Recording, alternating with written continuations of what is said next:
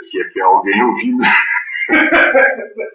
Muito bem, então tínhamos ficado hoje de ver a Sagrada Escritura, mas pensei que talvez fosse interessante, antes disso, fazermos um fechamento sobre as relações entre razão e cristianismo, recordando aquela ideia do Newman de que a razão não pode não leva a pessoa a tornar-se cristã, nem é esse o papel dela. A razão apenas tem o papel de fazê-la confrontar-se com os paradoxos internos à realidade humana, levá-la, portanto, a uma espécie de muro que ela se declara insuficiente, tem que se declarar insuficiente, não consegue explicar isso.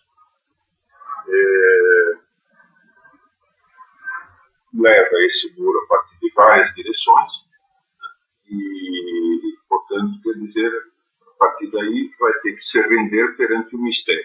E o acesso a esse mistério só pode ser dado pela confiança humana numa revelação. Portanto, um ato que, sem ser contra a razão, sem ser absurdo, como dizia o Freud, sem ser um ato de rendição perante o que é contra a razão, é um ato de, enfim, superação da razão pela totalidade do ser humano. Ao mesmo tempo razão, ao mesmo tempo razão que só consigo ir até aqui, ao mesmo tempo coração, confiança em algo ou alguém que se revela a mim, né? E um ato da vontade de dizer sim, aceito. Então, só para terminar alguns aspectos, portanto, em que há uma espécie de mistério conectado, já não agora diretamente à figura de Deus ou à figura de Cristo, mas às consequências de uma possível intervenção deles nesse mundo, consequências essas que se manifestam, concretizam, né, na igreja e no seu papel histórico. Então, que coisas há em que a igreja cristã, em geral, e a católica, concretamente, são diferentes de tudo quanto existe sobre a face da Terra? Né? Então, a primeira, e bastante evidente, né, é que, ao contrário das outras religiões, a Igreja Católica tem uma autoridade doutrinal. Ou seja, tem uma autoridade e uma preocupação de salvaguardar um determinado conteúdo, um determinado conjunto de afirmações, em que ela não pode mexer. Ela é apenas guardiã e transmissora desse conjunto, e não inventora desse conjunto. Né? Hinduísmo, budismo, em certa medida, embora bem menor, né? O judaísmo, e nesse sentido, parecido com o judaísmo ou o maometanismo, né? Não tem estritamente uma autoridade doutrinal universalmente aceita. Pelo contrário, né? Todo grande poeta, todo grande inspirado, todo grande pensador, todo grande acrescenta alguma coisa. No caso do judaísmo, com limitações, né? São formadores de doutrina, os Moisés e os profetas. Sim,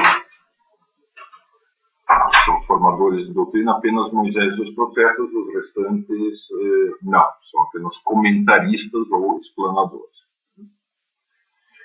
Mas, em todo caso, há todo um processo longo de formação.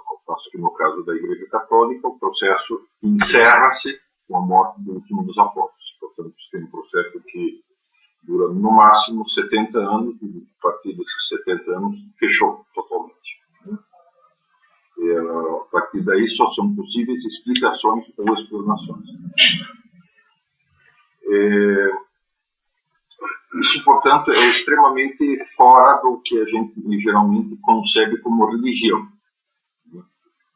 Ao contrário das outras religiões, que são sapienciais, isto é, formadas pela experiência humana, pela experiência de muitas pessoas privilegiadas pela experiência de certa forma, coletiva, né, ao longo de muitos séculos, você tem um assunto muito estrito e limitado, e a partir do qual não é possível. Justamente a consciência de que eu recebi um tesouro e eu tenho que transmitir esse tesouro intacto.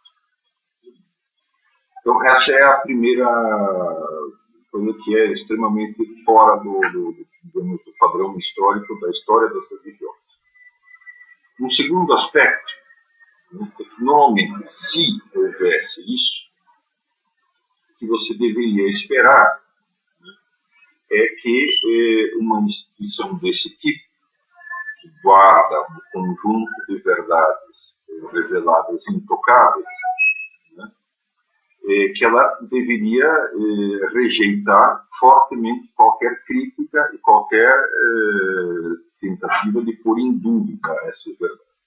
E a razão é a grande tendência, a grande capacidade ou potência humana que continuamente duvida, que põe em dúvida praticamente tudo e checa, testa todas as coisas. Né? Curiosamente, é dentro do âmbito da Igreja Católica que a religião a razão é mais valorizada.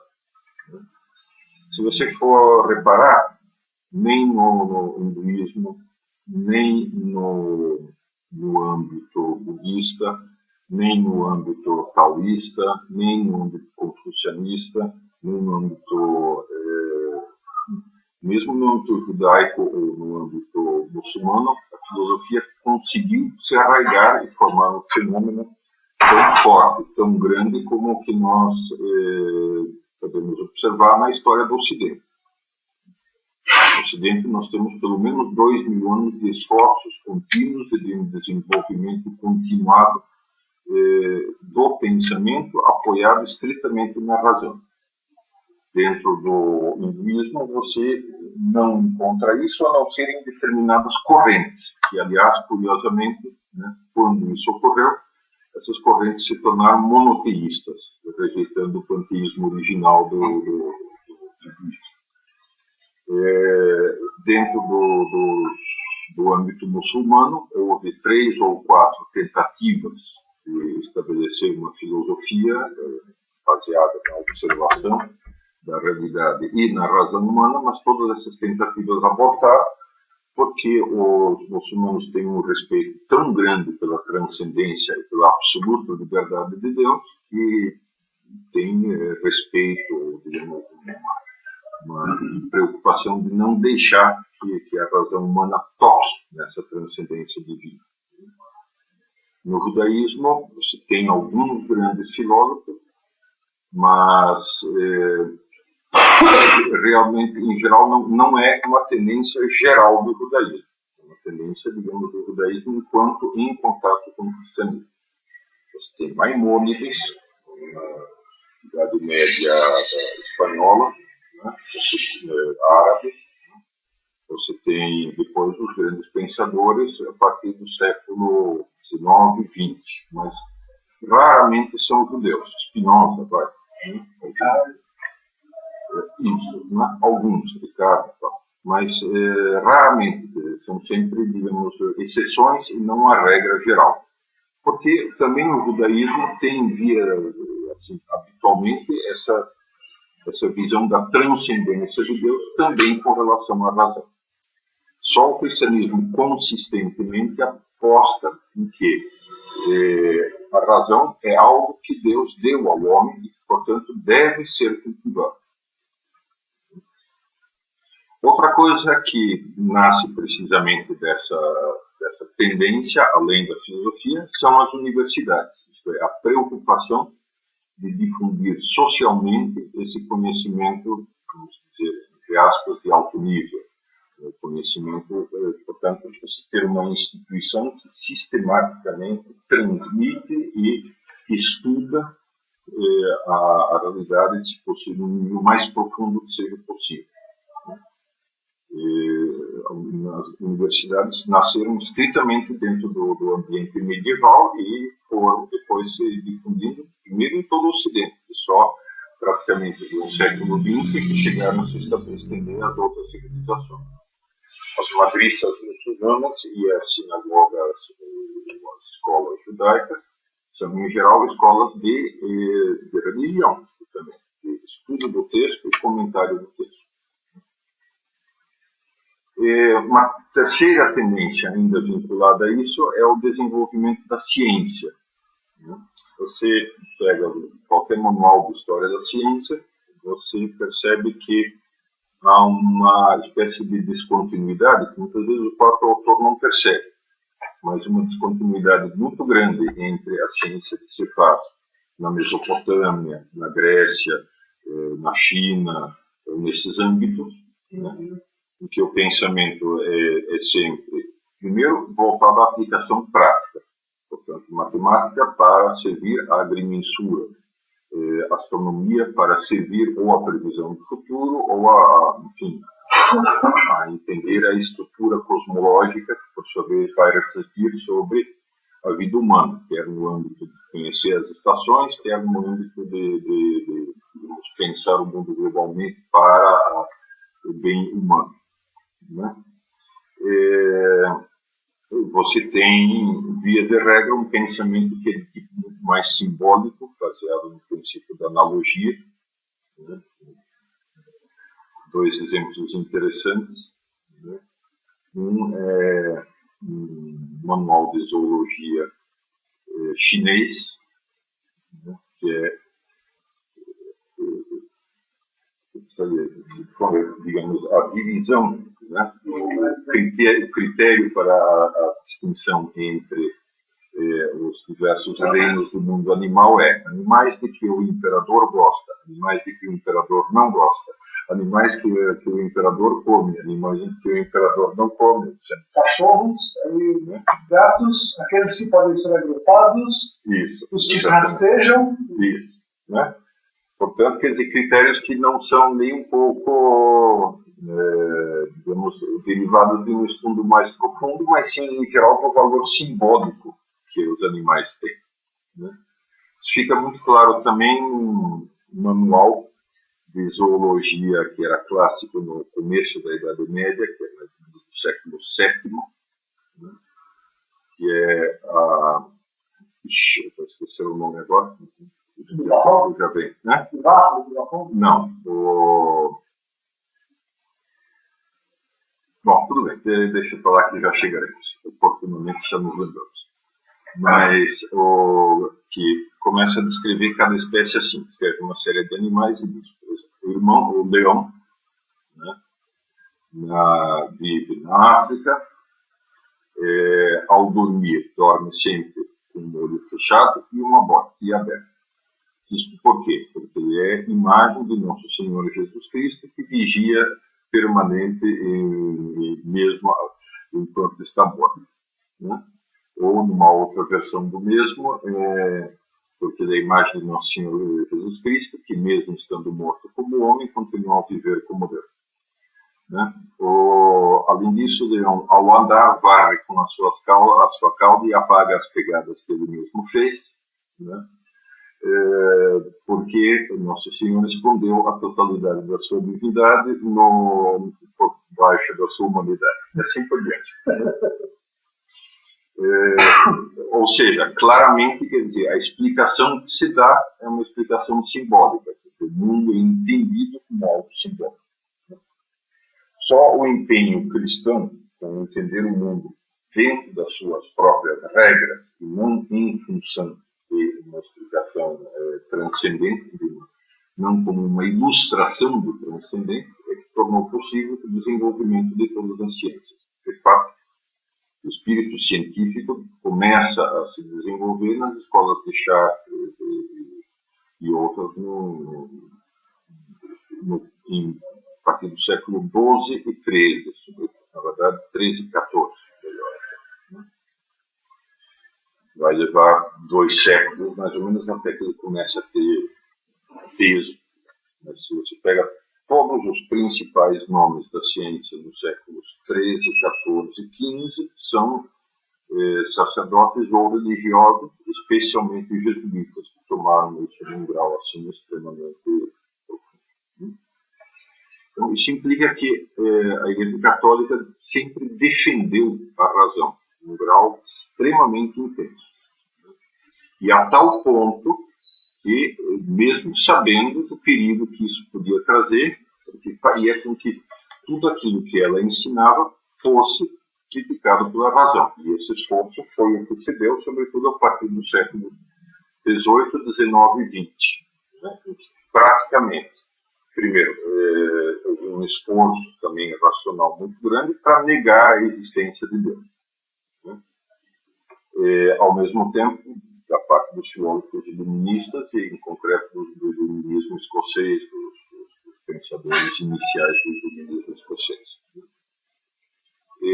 Depois, sobretudo, na Alemanha, começou o grande esforço por negar, por duvidar e negar, por em dúvida, a Sagrada Escritura, concretamente os versículo por versículo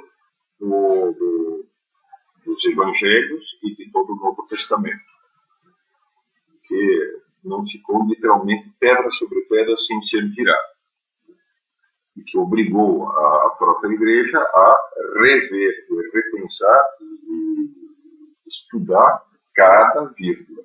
Portanto, um esforço que, no fim das contas, foi extremamente positivo, como a gente verá no segundo momento, né, para reafirmar a historicidade do documento do Novo Testamento.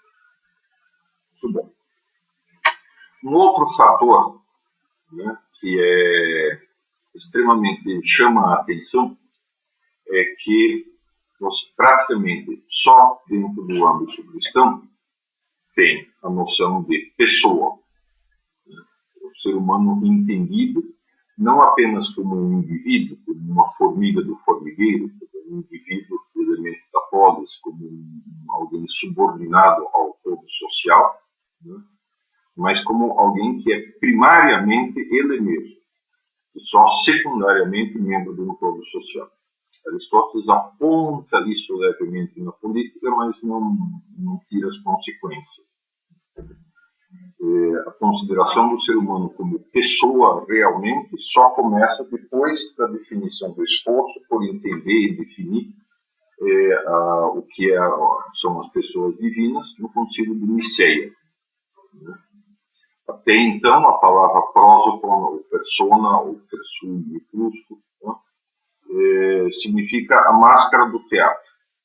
A pessoa é apenas o papel que ela representa socialmente, mais nada. O individual não tem importância. Uma coisa muito curiosa, por exemplo, é que não existem autobiografias, até a de Santo Agostinho, praticamente, até as Confissões. Né? Existem relatos de viagens, imaginárias ou não, existem episódios. Existe um gênero dos reis, né? Eu, fulano de tal, fiz isso, fiz aquilo outro, fiz aquilo outro, mas enquanto rei, isso. Não enquanto ou fulano de tal, mas enquanto Dário, não sei o quê, ou... Isso. O rei é a encarnação do seu povo. Portanto, quer dizer, o verdadeiro protagonista é o conjunto. Exatamente. Do qual o rei é a representação, a cabeça visível, como a gente queira chamar. Que já está muito próximo de Deus. Portanto, assim, também as religiões desse tipo, em geral, são cultos públicos, muito mais do que cultos individuais. A própria ânsia por uma salvação pessoal da alma começa, ao que eu sei, com as religiões de mistérios e outras que se difundem realmente no helenismo tardio. Portanto, na época em que o cristianismo está nascendo e vai dar resposta.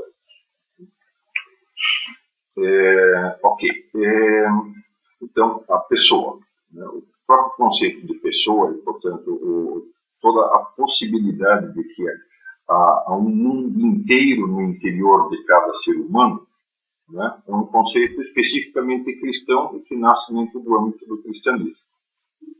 Isso, por sua vez, vai trazer consigo o conceito de direitos humanos, que antes foi direitos individuais, que antes foi vislumbrado pelos estoicos mas entendido muito mais como um problema de ordem cósmica do mundo, né? Mas é só dentro do cristianismo que, de fato, se tira a consequência de que se cada pessoa é imagem de Deus, se cada pessoa é um filho de Deus, se cada pessoa é, portanto, algo de valor infinitamente precioso, né? Então, a essa pessoa cabe o máximo de respeito e de veneração. O respeito e veneração traduzidos no respeito pelos seus direitos. Isso vai demorar até que isso se concretize, evidentemente, né? Na verdade, não se concretizou ainda, todos os ensinamentos morais, né? Mas há todo um caminho aberto a partir desse reconhecimento para que isso vá progressivamente penetrando nas cabeças e nas sociedades. Outro conceito muito relacionado a isso, e que também é extremamente importante, é o conceito de liberdade. Por mais que os antigos já tivessem esse conceito, aparece nos escritos praticamente dos gregos, sobretudo, mas igualmente dos judeus, etc. e tal, né?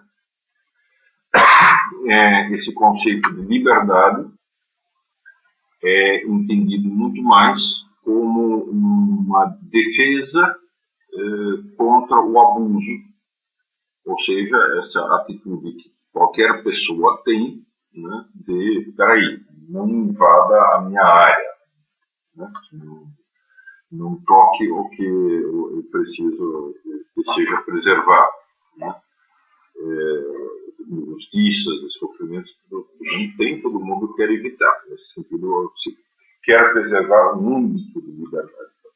Essa liberdade, enquanto algo mais profundo, algo que é propriamente os constituintes do ser humano, né, também esse conceito é cristão. Nesse sentido, é interessante observar o seguinte, né? Muitas vezes a gente tem a impressão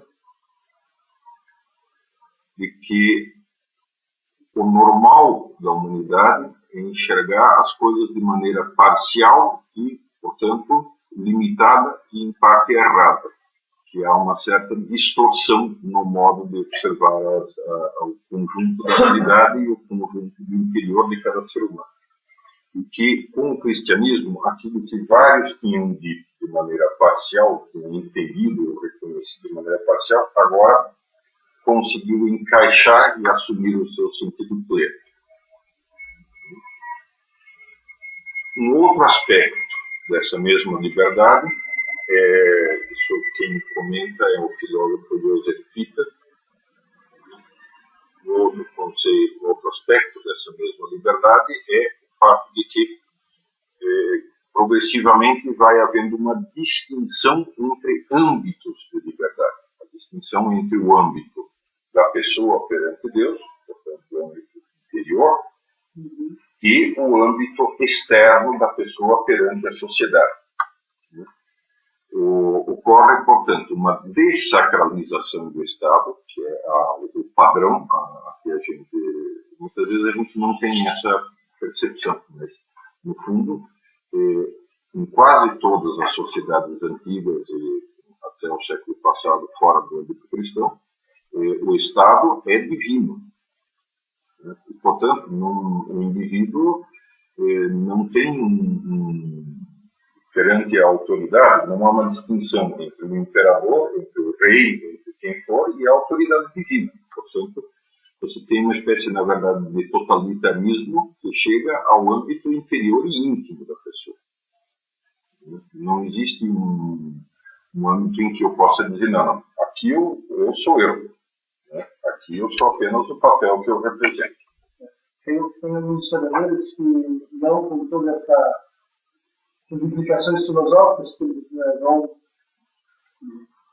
no concreto, né, que nem sempre está posto tudo isso, mas eles vão argumentar que a confissão auricular ela é o primeiro sinal dessa total separação entre igreja e Estado. Exatamente. Porque aí você reserva um foro íntimo para a pessoa que se resolve com Deus, a profissão que faz, e não mais publicamente, uma profissão pública,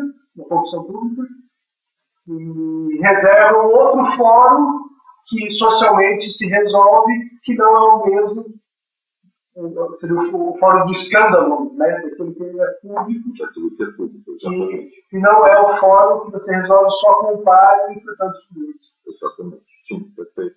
Né? Isso é uma das manifestações. Na verdade, de certa forma, Cristo já tinha indicado isso com a famosa palavra do dar a Deus o que é de Deus e a César o que é de César. Que ainda se está que ainda se está em pleno processo de entender, né? de tirar as consequências. Mas, enfim, o fato é a questão de que a pessoa tem um âmbito de liberdade perante o Estado, que, portanto, não está à disposição, nem pode ser manipulada a gosto pela vontade coletiva ou do tirano, ou do rei,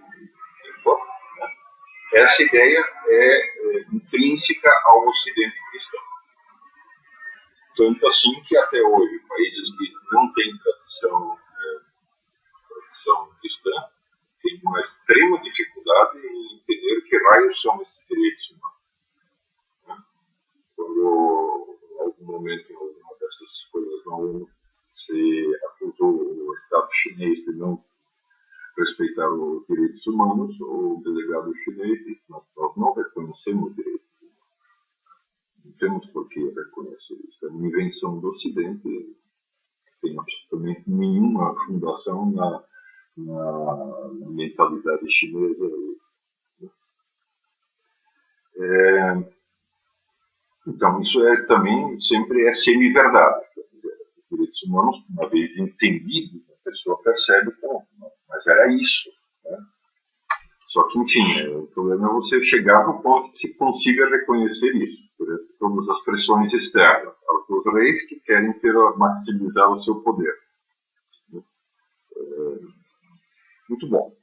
Então, isto também, curiosamente, só foi possível porque você teve duas entidades de autoridade simultâneas no Ocidente. Ou seja, né, por um lado, a autoridade social, o rei, o imperador, quem fosse em concreto, né, por outra, o Papa. A Idade Média, durante um certo tempo, entendeu as duas como convergindo numa pirâmide ou com a espiritual sobreposta à outra, porque foram duas tentativas que não deram certo, que não são estritamente da essência da coisa. O que importa é que há um âmbito que é o âmbito estritamente espiritual e outro que é o âmbito social. Né? Os dois não são, têm cabeças separadas. O era autoritas e apotestas, né? O Papa seria uma das né? distinções possíveis, sim.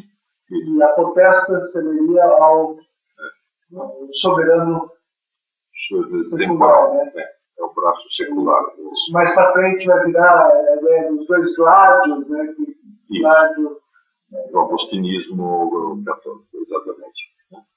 E o Piper comenta concretamente que, no fundo, foi graças ao papado e ao fato de ele ser um poder independente que foi possível que essa noção da liberdade e da inviolabilidade do ser humano, e, portanto, de que você precisa de uma lei que seja comum tanto ao soberano quanto ao súdito, né, que essa ideia tenha podido se afirmar no Ocidente. Tanto assim que todas as igrejas cristãs que perderam a unidade com a católica tenderam sempre a voltar a ser igrejas de Estado, ou seja, igrejas, na prática, subordinadas ao poder temporal. Isso aconteceu com todas as ortodoxas, que são agora, em geral, ortodoxas de um determinado país. Ortodoxa grega, ortodoxa russa, romena, ucraniana, etc. E isso aconteceu também na parte inicial do seu desenvolvimento com as igrejas protestantes. Aliás, na Alemanha, até hoje, quando houve a unificação da Alemanha, foi necessário fazer o Ministério de Cultos, porque era tal a imbricação da Igreja Luterana com a autoridade que foi necessário instituir um ministério que recebesse parte dos impostos e repassasse às igrejas. Como agora metade dos súditos, após a unificação, era católico, então ele teve que aceitar os dois. Teve que aceitar as duas igrejas, como as duas passam pelo ministério, passavam até muito recentemente, até o século XX, tanto, pelo Ministério de Cultos. Ou seja, quer dizer, não é que esse negócio seja algo que já está estabelecido. Então, tudo isso são aspectos, digamos, muito curiosos, se você olha historicamente, em que a Igreja Católica, especialmente, e o cristianismo em geral, mais amplamente, se distinguem e são uma espécie de monstro totalmente fora do panorama histórico singular, exatamente. É algo que é singular e curioso. Por que raios esse negócio se desenvolveu se em nenhum outro lugar não surgiu nada de parecido? A gente tende a dar todas essas coisas por pressupostas ou adquiridas, mas isso única e exclusivamente porque a gente vê isso na aula de história do colegial, muitas vezes sem a conexão com as suas raízes.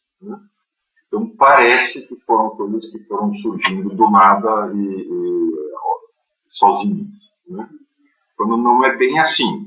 Quanto mais você estuda, só começa a ver que há um enraizamento disso nas ideias, no solo, nas próprias instituições católicas.